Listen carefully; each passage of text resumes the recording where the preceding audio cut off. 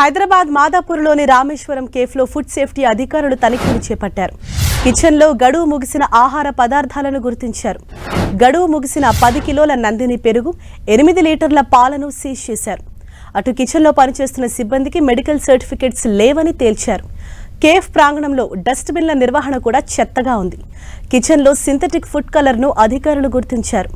అపరిశుభ్రమైన వాతావరణంలో రామేశ్వరం కిచెన్ ఉన్నట్లు గుర్తించారు.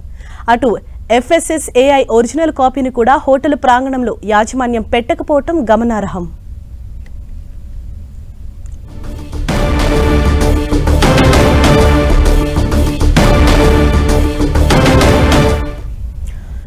ఇదే విషయంపై మరింత సమాచారంతో మా ప్రతినిధి రాముడు మనకు అందుబాటులో ఉన్నారు. రాముడు, ఏదైతే ఇప్పుడు మాదాపూర్ రామేశ్వరం కేఫ్ లో అక్కడ అధికారులు తనిఖీలు చేపడుతున్నారు, పూర్తిగా అపరిశుభ్రంగా ఉంది, క్లీనింగ్నెస్ లేదని వాళ్ళు చెప్తున్నారు. ఇప్పుడు ఫర్దర్ గా ఎటువంటి యాక్షన్ తీసుకునే అవకాశం ఉంది? ప్రధానంగా హైదరాబాద్ నగరంలో ఉండేటువంటి అన్ని హోటల్స్ పైన అధికారులు దాడులు కొనసాగిస్తున్నారు. మనం చూస్తే రామేశ్వరం కేఫ్ అంటే చాలా ప్రధానమైనటువంటి కేఫ్ గా హోటల్ గా హైదరాబాద్ నగరంలో ఉంది.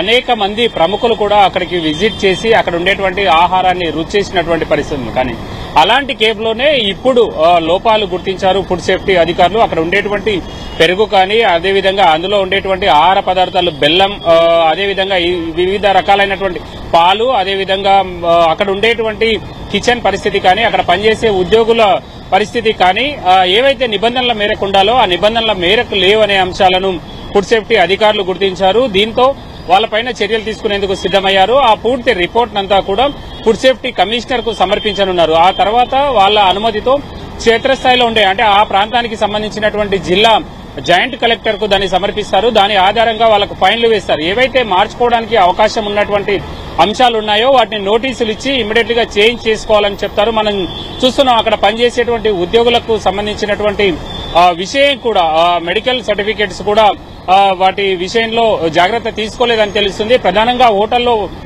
పనిచేసేటువంటి ఫుడ్ హ్యాండ్లర్స్ ఎవరైతే ఉంటారో, అంటే ఫుడ్ తో మూవ్మెంట్ చేసేటువంటి వాళ్ళు, అంటే ఫుడ్ సర్వీస్ చేసే వాళ్ళు కానీ, వంట చేసేటువంటి వాళ్ళు కానీ, వాళ్ళకి ఎలాంటి అంటురోగాలు లేకుండా చూసుకోవాల్సినటువంటి అవసరం ఉంటుంది.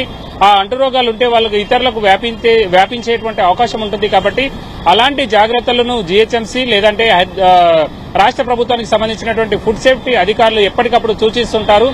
ఏదైనా సమస్య ఉంటే ఇమ్మీడియట్ గా అట్లాంటి హోటల్స్ ను క్లోజ్ చేసేటువంటి పరిస్థితి కూడా ఉంటుంది. మనం చూసాం హైదరాబాద్ నగరంలో గడిచినటువంటి 40-45 రోజులుగా అనేక ప్రాంతాల్లో ఫుడ్ సేఫ్టీ అధికారులు, అదేవిధంగా రాష్ట్ర GHMC కి సంబంధించినటువంటి ఫుడ్ సేఫ్టీ అధికారులు ఇద్దరు సంయుక్తంగా దాడులు చేస్తున్నటువంటి పరిస్థితి ఉంది. మొదట్లో చిన్న చిన్న అంశాలను గుర్తించినప్పటికీ ఇప్పుడు పెద్ద పెద్ద హోటల్స్ లో కూడా ఇదే విధమైనటువంటి పరిస్థితులు ఉన్నాయి. చాలా బార్స్ అండ్ రెస్టారెంట్స్, అదేవిధంగా ఇలాంటి కెఫేలతో పాటు స్ట్రీట్ ఫుడ్స్ ని కూడా కొన్ని ప్రాంతాల్లో పరిశీలిస్తున్నారు. అక్కడ ఉన్నటువంటి పరిస్థితులను, అదేవిధంగా ఆయా ప్రాంతాల్లో పెద్ద హోటళ్లను గుర్తించినటువంటి ప్రాంతాల్లో అక్కడ ఎలాంటి జాగ్రత్తలు తీసుకోవాలి, ఎలాంటి లోపాలు ఉన్నాయటువంటి అంశాలను మాత్రం అధికారులు కళ్లకట్టినట్టు చూపిస్తున్నటువంటి పరిస్థితి ఉంది. ప్రధానంగా గతంలో కూడా ఇలాంటి అంశాలపై కొంత అడపాదడప దాడులు జరిగినప్పటికీ క్షేత్రస్థాయిలో వాళ్లకు ముందే ఏ హోటల్కి వెళ్తున్నారు, ఏ హోటల్ను విజిట్ చేస్తున్నారు అనేటువంటి అంశాలు ముందే తెలవడం కారణంగా కొన్నింటిని వాళ్ళు మేనేజ్ చేసేటువంటి పరిస్థితి ఉండేది యాజమాన్యం. కానీ ఇప్పుడు రాష్ట్ర ప్రభుత్వం ఈ అంశంపైన స్పెషల్ గా ఫోకస్ చేసింది. ప్రత్యేకంగా ఒక 3 అధికారులతో టాస్క్ ఫోర్స్ టీమును ఏర్పాటు చేసింది.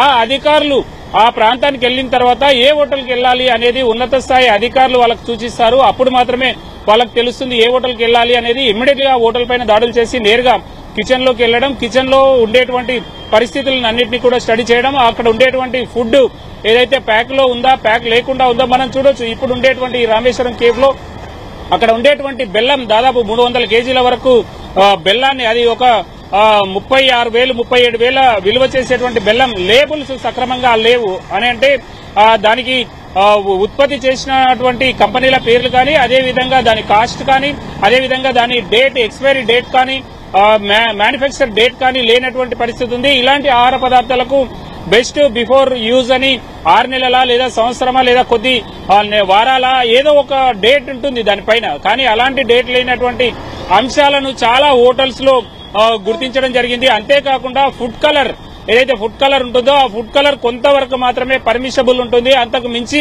వాడితే మాత్రం వాళ్ళపైన చర్యలు తీసుకుంటారు. అది మన ఆరోగ్యానికి కూడా ఎవరైతే కన్జ్యూమ్ చేస్తారో ఆ ఫుడ్ కలర్ ను వేసినటువంటి వస్తువులు ఎవరైతే తింటారో వాటిని ఎవరైతే తింటారో ఆహార పదార్థాలను అవి మన ఆరోగ్యానికి హానికరం చేస్తాయి. కాబట్టి అలాంటి వాటిని పర్మిషబుల్ లేనటువంటి వాటిని అన్నింటి కూడా సీజ్ చేసినటువంటి పరిస్థితి ఉంది. అలాంటి వాటిని అన్నింటినీ గుర్తించారు. మరొక వైపు హైదరాబాద్ నగరంలో ఉండేటువంటి ప్రధానమైనటువంటి రెస్టారెంట్లు అదేవిధంగా హోటల్స్ ఏవైతే ఉన్నాయో ఇందులో చాలా వరకు మిస్ బ్రాండ్ అంటే ఏదైతే సరైనటువంటి బ్రాండ్ కాదో నకిలీ బ్రాండ్స్ కూడా కొన్ని సందర్భాల్లో గుర్తించినటువంటి పరిస్థితి ఉంది. అంతేకాకుండా అక్కడ ఉండేటువంటి కిచెన్ లో బొద్దింకలు అదేవిధంగా ఇతర అంశాలను అక్కడ అంటే అది అనైజెనిక్ గా ఉండేటువంటి పరిస్థితులను కూడా గుర్తించారు. ఇలాంటి వాటన్నింటి కూడా హోటల్స్ మార్చుకోవాల్సినటువంటి అవసరం ఉంది. హైదరాబాద్ నగరంలో 1 కోటి జనాభా ఉంటారు. సిటీస్ కు చాలా మంది వెళ్తూ ఉంటారు. అలాంటి వాళ్ళు బయట నిత్యం ఫుడ్ తింటుంటారు. కాబట్టి జాగ్రత్తలు అయితే తీసుకోవాల్సినటువంటి అవసరం ఉంది. రాముడు అంటే ఇవాళ కేవలం అంటే ఈ మాదాపూర్ లో ఉన్న ఈ రామేశ్వరం కేఫ్ కాకుండా ఇంకా ఎన్ని రెస్టారెంట్స్ హోటల్స్ పై అధికారులు నిఘా పెట్టనున్నారు? అయితే ప్రధానంగా మనం ఇదివరకే చెప్పినట్టుగా అధికారులకు కూడా ఈ అంశాన్ని అంటే ఎవరైతే అక్కడికి వెళ్లి టెస్ట్ చేస్తున్నారో లేదో పరిశీలిస్తున్నారో వాళ్ళకి కూడా ఉన్నతాధికారులు నేరుగా చెప్పడం లేదు. ఏ హోటల్కి వెళ్లాలన్నటువంటి అంశాలను మాత్రం వాళ్ళకు కూడా రివీల్ చేయనటువంటి పరిస్థితి.